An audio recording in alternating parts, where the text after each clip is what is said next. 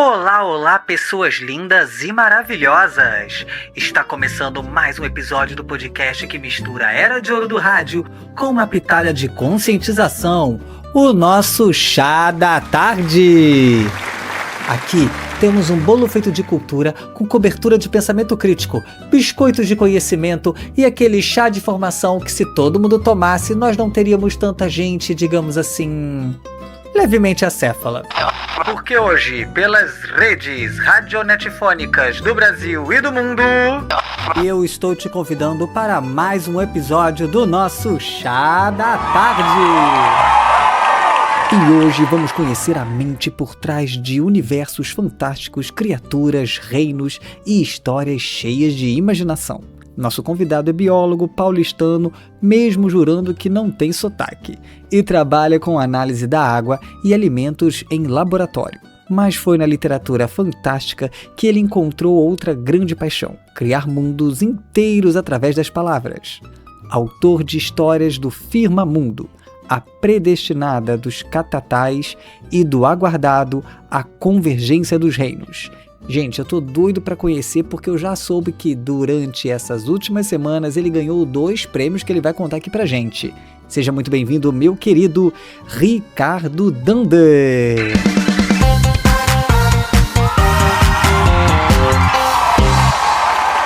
Olá, uma honra estar aqui. Eu sou o Ricardo Dunder, criador do Histórias do Firmamundo. Tive agora recentemente a Predestinada dos Catatais, vencedora do Prêmio Laurel Verbum de fantasia e de melhor livro do ano. Como o Júnior falou, sou biólogo, né, tenho paixão na minha profissão, mas descobri uma outra paixão que é a escrita. Gosto muito de estar formulando mundos e universos e estou fluindo nessa parte agora, né? Em breve a gente está aí na pré-venda da Convergência dos Reinos, que é a continuação da Predestinada dos Catatais. A primeira pergunta que eu tenho para te fazer, que eu acho meio, vamos dizer assim, a nossa pergunta padrão: quem é o escritor Ricardo Dunder? Bom, eu sou, né, como eu falei, eu sou biólogo. Como escritor eu sou um cara, assim, que vou encontrando momentos para poder escrever, né? Que nem eu tenho o filhotão aqui em casa, ele tá com 6 aninhos. Muitas vezes ele chega: papai, vamos brincar, então eu deixo a escrita de lado para brincar com ele. Mas vou colocando, assim, quando eu posso, essa parte da escrita, porque ela é algo importante para mim, o fato de eu viajar para os mundos, eu construir ali, é fantástico, é muito gostoso essa parte para mim, né? Seria isso. Um escritor meio biólogo, alguém que caminha por 2 mundos aí, eu me definiria assim. E ciência e fantasia? Você vive entre 2 mundos muito diferentes, o da biologia e o da literatura fantástica. E aí eu queria te fazer uma pergunta, porque é uma coisa que já está me chamando a atenção há bastante tempo. Como a ciência influencia a construção dos universos e criaturas que você cria? Porque tem que ter algum viés. De onde vem essa imaginação toda? Perfeito.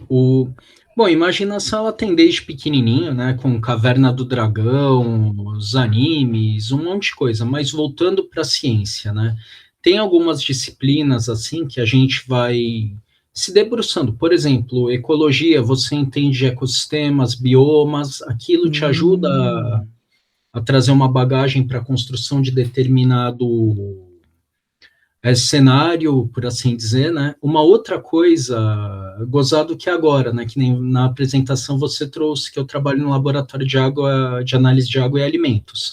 Sim, E sim. um dos manuais que teve, né, a gente usa muito referência do Instituto Adolfo Lutz, e uma vez pesquisando lá, eu achei uma página, até tá aqui comigo, só ler rapidinho, Claro. tá aqui, que ajuda pra caramba em processo descritivo, né, que tá aqui: atributos de aparência, textura e cor comum a produtos alimentícios. Então, assim, aparece alguma coisa, eu utilizo, sei lá, a substância foi calcinada, né, a cor dela tá um branco marfim, então tudo começa a virar referência, né? E uma outra coisa assim, até para não alongar muito, que foi muito legal na época de graduação, o professor pediu para separar em grupo, era um trabalho em grupo, para fazer como seria a fisiologia de um animal mitológico, se ele existisse no mundo, e ele ajudaria. E aquilo foi um trabalho muito legal. Uma menina perguntou, mas por que não faz de um animal que já existe? Aí ele falou, para evitar o copy-cola, eu quero saber até onde vocês vão trabalhando, estudando, assim, para fazer. E foi muito louco esse trabalho, né? Meu grupo, a gente fez sobre o dragão chinês, aquele dragão meio serpentiforme, e aí teve coisa, e aí eu coloquei lá como o dragão voava. E aí ele falou, né? O professor bateu na tecla e falou: um dragão sem asa não voa. E eu falei, vai voar. E ele, quero ver, né? Vai voar, né?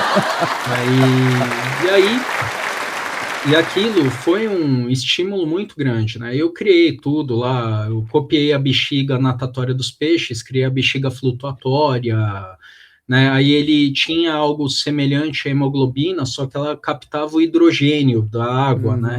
Então o hidrogênio enchia a bexiga lá, e aí como o hidrogênio é menos denso, o bicho subia.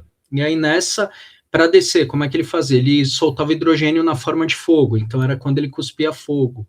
Então esse trabalho, ele de alguma maneira ele me marcou de tal modo que eu conseguia expandir assim a ponto de estar criando o universo, as criaturas como um todo, né? Acho que esse flerte assim é muito legal, ciência e fantasia. Muito, de verdade. Eu tô assim, sabe? E eu falo mesmo porque eu sou um crítico muito visceral.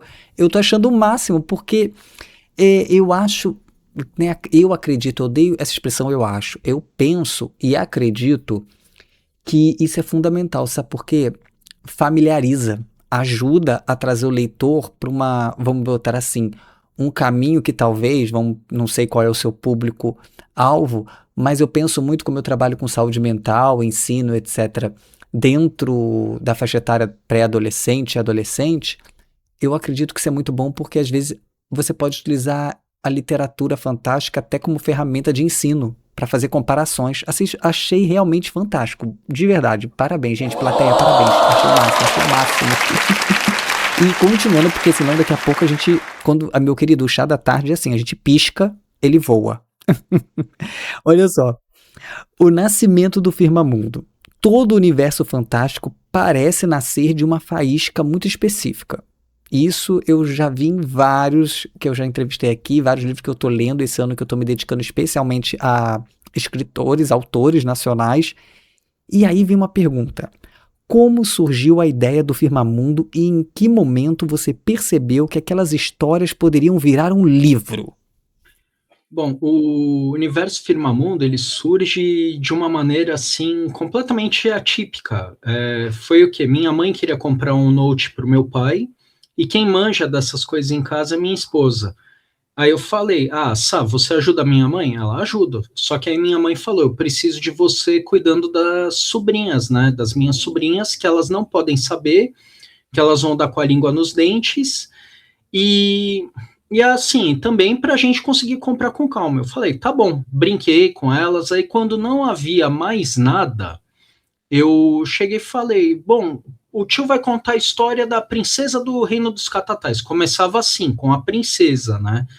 E uma tinha 5 anos e a outra 8. A de 5 anos ouviu o primeiro encontro. Né, aí depois ela ficou meio assustada, tal. E aí eu contei ali, já nem foi o começo da história, foi no ápice, onde um dos personagens resolvia um ponto ali. E aí, passada uma semana, essa minha sobrinha, Júlia, chegou, tio, continua aquela história lá que você estava contando. Aí eu olhei, que história, né? Aí ela, aquela, tal, da princesa, né? Tá. Aí eu comecei a inventar. Agora eu vou falar das chinchilas ninjas, né? Elas estão no livro também. Aí comecei a contar das chinchilas ninja para ela. E aí, no quarto encontro, a minha esposa falou, Ri, você tem um material muito bom em mãos, bota no computador isso antes que você perca, né? Ela falou, se tem boa memória, vai colocando. E aí eu comecei. Quando a minha sobrinha soube que já haviam arquivos em Word, né, arquivos de texto, ela falou, não, agora você não vai contar boca a boca, não, eu quero que você leia para mim.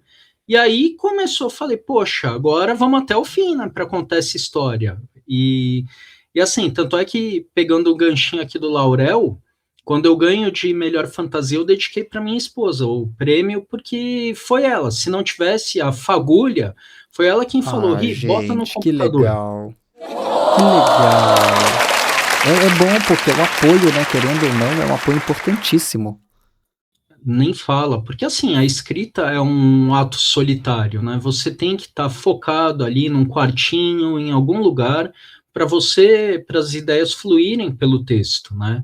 Então, ele é um ato solitário, mas é um ato também de perseverança, de compreensão por parte dos outros, assim, que sabem, olha, aquele é o momento dele, vamos esperar que já já ele termina, assim, ele vem aqui, porque é isso, né? Um ato assim vai, pegando aqui a biologia de novo, é um ato de protocooperação, né? Um ajuda o outro, Nossa, basicamente. isso é muito legal porque eu vejo o como que a gente, assim, ter o apoio, quando é um apoio sólido, um apoio real, ele faz total diferença. E aí, falando gente, ainda tô com chinchilas ninjas na cabeça. Meu hiperfoco está sendo chinchilas ninjas. Mas eu queria te perguntar sobre San Telmo e Papa Figo e a expansão desse universo. Porque além dos livros, você também escreve contos na revista Barbárie Fantástica. E aí, o que muda quando você escreve histórias menores dentro do mesmo universo? Dá mais liberdade ou aumenta a responsabilidade em manter tudo conectado? Como é que fica isso? Vamos lá. Bom, o Me Histórias do conta, porque Firmamento. eu ainda tô com chinchilas ninja, mas eu tô curioso também pelo restante. Perfeito. Duas informações sobre as chinchilas, né? Elas foram inspiradas nas tartarugas ninja. E, assim, só que diferente, eu não coloquei nome de pintores, elas têm nome de frutas, né? Então, e elas funcionam para a história, assim, ficou legal o jeito que elas foram colocadas. Mas vamos lá, o Histórias do Firmamundo, tanto a Predestinada quanto a Convergência dos Reinos, são censura 14 anos, né, infanto-juvenil. O Santelmo e o Papa Figo, eles surgem a partir de um conto que eu mandei para, não deles, era um conto entre sagas, por assim dizer, mas isso fica para a última pergunta. É, Era um conto entre sagas, e o Jean, que era o editor da literatura fantástica, né, antes, ele falou: Ricardo, eu tô para abrir a Barbárie Fantástica, uma revista que envolve espada e feitiçaria. Você não teria nenhum material para mandar para ela? Aí eu falei: cara, eu tô com algo na cabeça que tá cutucando assim, eu acho que vai ser viável. E aí eu crio os dois aventureiros, Santelmo e Papa Figo, né? Um é um caçador de prêmios que tem metade do corpo queimado, assim, é cheio de cicatriz, queloides, né? Que é o Vitorino Santelmo. E ele é acompanhado por um bardo já de certa idade, né? Ele vem de um local chamado Longínqua, que, que curou ele, né? Que resgatou ele lá dos escombros queimados e meio que adotou ele. E é um bardo que utiliza a música dele para fazer as magias. E aí é uma narrativa dos dois. São contos isolados, eles se passam muito antes da saga da Predestinada, né? E eu puxo um elemento ou outro ali, mas sempre com cuidado para eles não entrarem de uma maneira pesada na história. Porque eu vou pegar uma analogia aqui, longe de mim me comparar, só para explicar. A Marvel, ela teve um grande destaque com os filmes no cinema, o MCU. E aí ela fez o quê? Ela começou a inserir as séries, tal, para onde quem está assistindo, o fã, tivesse que se visse obrigado a comprar a série, né, assinar a Disney, para entender o que poderia ter. Isso aí não pegou muito, acho que queimou muito o filme da Marvel, assim, teve muita coisa, muito material perdido. Então, para evitar, eu coloco séries assim, os contos eles são fechados ali, a história começa ali, termina ali. O Histórias do Firmamundo, ele tem histórias mais grandiosas, né? Predestinada, tudo é alta fantasia. Já o Santalmo e Uhum. Papa Figo, ele é capa e espada. São coisas que se resolvem ali na hora, são eventos pequenos, né? Que nem o primeiro conto, eles transportam um vilarejo, né? É o fim de uma guerra, né? Essa guerra é incomum que pode ligar as sagas, né? Que é a guerra entre vinhos e espinhos, né, que foram dois reinos ali que brigaram, né, o reino lá da Parreira Branca, né, dos vinhedos, né, com a Araucária Frondosa, né, foi esse o grande problema que teve. Então, é o rescaldo dessa guerra, né, e o Sant'Elmo e o Papa Figo, eles caminham por isso, por essas terras, né, e aí o primeiro conto, eles têm que levar até uma cidade um grupo de mulheres e idosos, assim, que foram atacados por bandoleiros, né, eles sabem que o vilarejo das pessoas está jurado e eles, no meio de uma tempestade danada ali, eles têm que carregar essas pessoas até a cidade, né? Então, assim, é um conto que... E ali eu me solto um pouco mais, né? Então, já tem palavrão, tem um pouco mais de violência gráfica que eu não aplico no Histórias do Firmamundo, que eu me contenho um pouco, né? Seria isso, basicamente, né? As Aventuras do Sant'Elmo e Papa Figo. Com seu novo livro, né, A Convergência dos Reinos chegando, o que os leitores podem esperar dessa nova fase de Firmamundo? E principalmente, meu querido, principalmente, qual a sensação que você espera deixar em quem mergulha nas suas histórias? Porque é nessa resposta que você vai me convencer, e eu acredito que vai convencer todos os ouvintes aqui pelas nossas redes radionetifônicas, tá? Para comprar o seu livro, para conhecer a sua história como autor. Perfeito, vamos lá. Bom, a Convergência dos Reinos, ela vem agora respondendo perguntas que ficaram em aberto no primeiro livro, na Predestinada. Ali a gente pode falar que enquanto a Predestinada, ela dá uma abertura, ali, uma apresentação do universo, a Convergência dos Reinos, ela vem trazendo novos elementos ali para responder, né? Só que sem ficar um ciclo, isso aqui aconteceu por causa daquilo. Não, ela vem e traz, assim, ela vai te respondendo algumas coisas. São perguntas que alguns leitores vieram me fazer até numa sabatina, né? Perguntaram lá, e a fulana, a personagem, a Eulália, qual é a ligação dela? Vai ser explicado. Tudo tá bonitinho ali, né?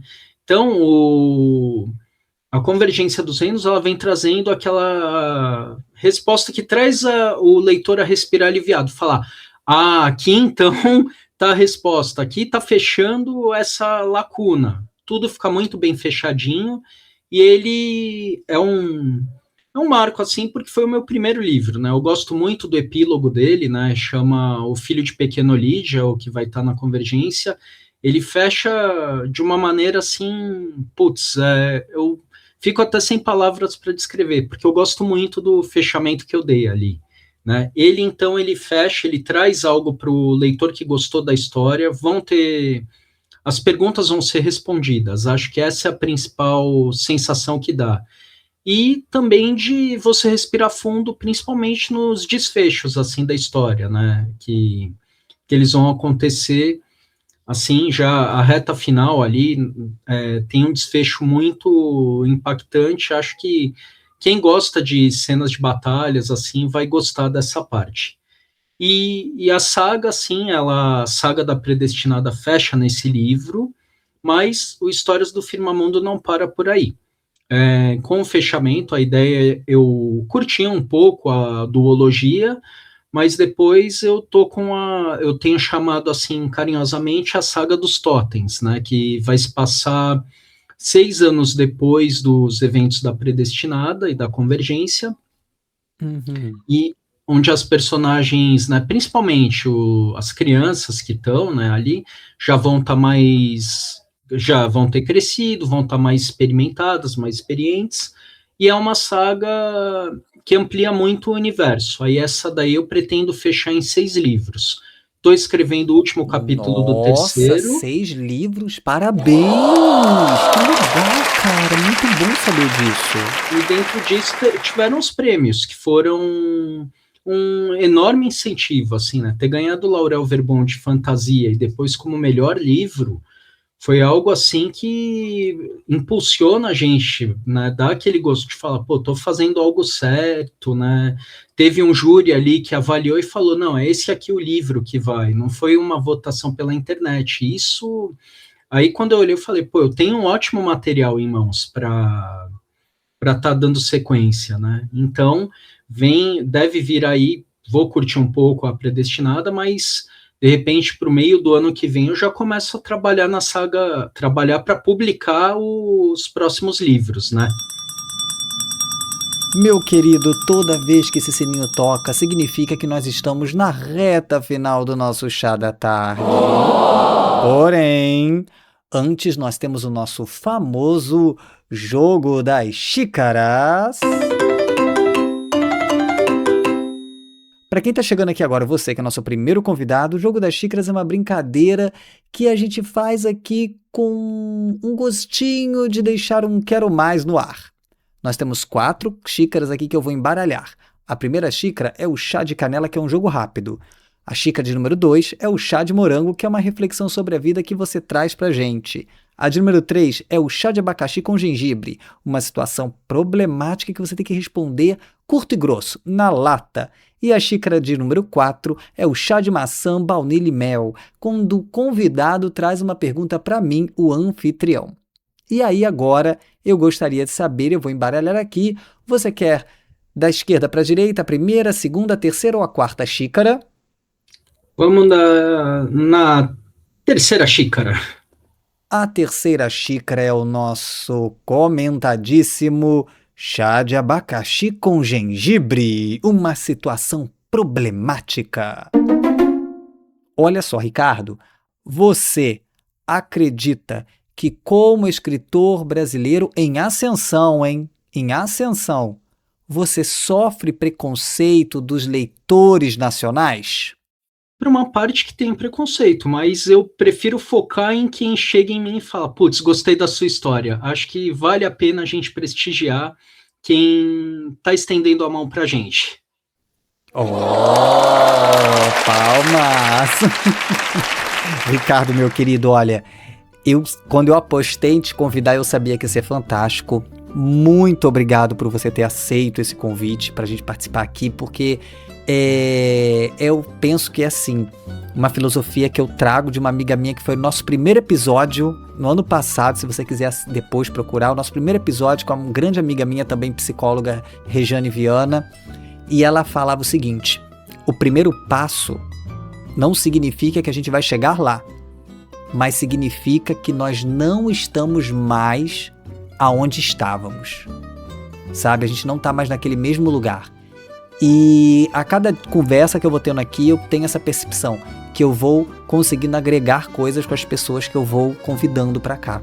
E eu espero realmente que muitas pessoas conheçam o seu livro aqui através do nosso podcast. E agora, meu caro, esse momento é o seu, nosso momento show da Xuxa. O momento é seu para você deixar seu recado para quem você quiser aqui pelas nossas redes radionetfônicas. Perfeito. Te agradecer pela oportunidade, você é 10, muito legal o formato, gostei Obrigado. Bastante de estar aqui hoje. Cara, que continue assim, que venha muito mais convidados aqui, porque o que você faz pelo escritor brasileiro aqui, pelo autor independente, é gigante. Obrigadão de coração. E agradecer a todos que estão ouvindo também, que conhecem o Firmamundo ou que estão conhecendo. Deem uma chance ao escritor brasileiro, ao autor independente. Não só eu, mas tem muita gente boa escrevendo sobre tudo, né? Assim, vale muito a pena estar olhando assim nas redes sociais, nas feiras de livros, eventos menores. Eu vou estar na Bienal também, com o stand da Encantos da Calha ali, a gente vai estar na Travessa dos Autores. Quem quiser conhecer também lá, fica à vontade, serão bem recebidos. Quer tirar dúvida comigo, conversar, estou à disposição, tá certo? Muito obrigado, gente, muito obrigado também pela oportunidade de estar aqui hoje. E deixa o seu arroba pra gente, arroba Firmamundo, no Instagram e no Threads. São as duas redes que eu tenho. E aí tem o Facebook, que é o Ricardo Dunder, né? Mas as notícias do Firmamundo mesmo, elas estão nessas duas redes sociais.